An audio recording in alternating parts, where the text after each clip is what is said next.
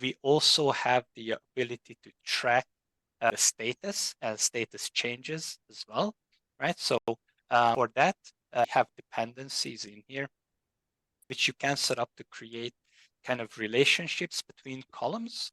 And once the dependencies are set, then that basically allows the tracking of data in relation to the columns. So basically, here we have some built-in statuses like a column or a string can be up to date, for example.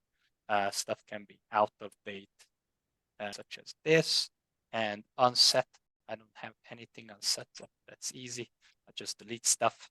And then if there's no translation then status is unset. And basically these dynamically change.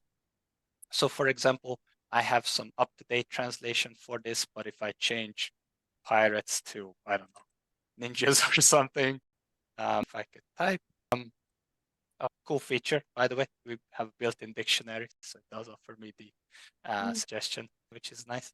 But yeah, basically, if I update the source in here, that immediately outdates my translation for that specific string as well. So you can keep track of kind of if the client is kind of managing their own kind of changes, or they have an API connection to the grid, they can change stuff string by string, for example, or you import a new file with a bunch of changes that basically can outdate certain translations, things like that.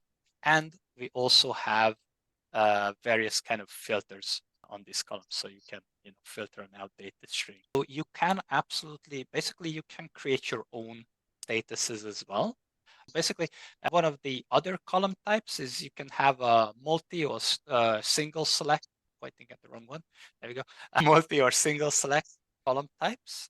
And here, for those, you can provide your own values, colors, whatever. And then basically you can set up your own kind of workflow steps, statuses, things like that. Select these kind of options as well. But we do have automations, which I'll talk about in a little bit. And you can, of course, automatically change these values as well. So for example, you can set up your own statuses in here and define an automation where if all my target languages are up to date, then mark this as translation complete or whatever. Vice versa, if something gets updated and one of the languages or all of the languages become unset, then mark this as whatever in translation or needs review or something like that. And of course, you can use these, or we also have like a simple Boolean type stuff. So if a proofreader comes in, they don't have to adjust anything. If they proofread stuff, they can just put a check mark or something like that. And that can also change the status that if Boolean equals check, then change the state. So for the targets, we have the up-to-date, out-of-date, unset. We also have for the source as well. So the source you can set as ready for translation, which is the default. You can lock stuff. You can do not translate, in which case it locks automatically all the targets.